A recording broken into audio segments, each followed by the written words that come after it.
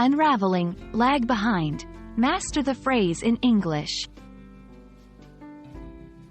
Hello, English learners.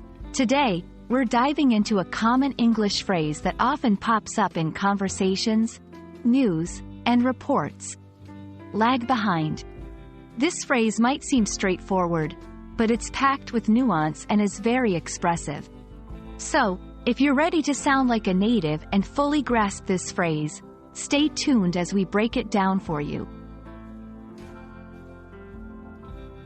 Lag behind is a phrase that means to fall behind in movement, progress, or development. It's used to describe a situation where someone or something is not keeping up with others or with expected standards. It can apply to various contexts, such as running a race, progress in school, development in technology, or economic growth. Imagine you're in a race, and you're not running as fast as the others. You are lagging behind. Or maybe in class, if you're not understanding the lessons as quickly as your classmates, someone might say you are lagging behind in studies. Let's look at how and when to use lag behind. In everyday conversation, you're lagging behind, catch up, or don't lag behind the rest of the group. In an educational context, he's lagging behind the rest of the class in math. Referring to technological or economic status, our company's software is lagging behind the latest industry standards.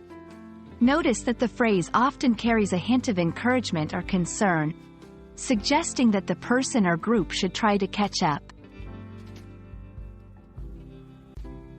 Let's practice using lag behind with some example sentences.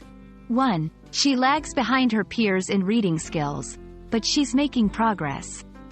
2. Despite its strong start, the small nation's economy lags behind global powers.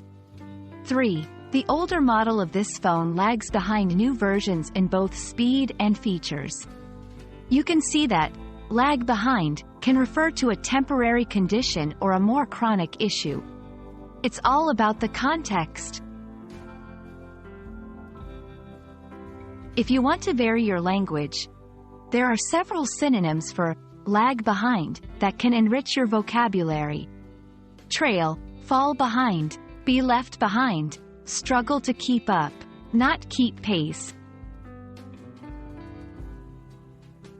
And there you have it. You now know how to use the phrase lag behind confidently in various situations. Remember, learning a language is a marathon, not a sprint, so take your time to practice and you won't lag behind in your English learning journey. Thanks for watching, and I hope this video helps you catch up with any areas you're lag behind in. Happy learning, and see you in our next video.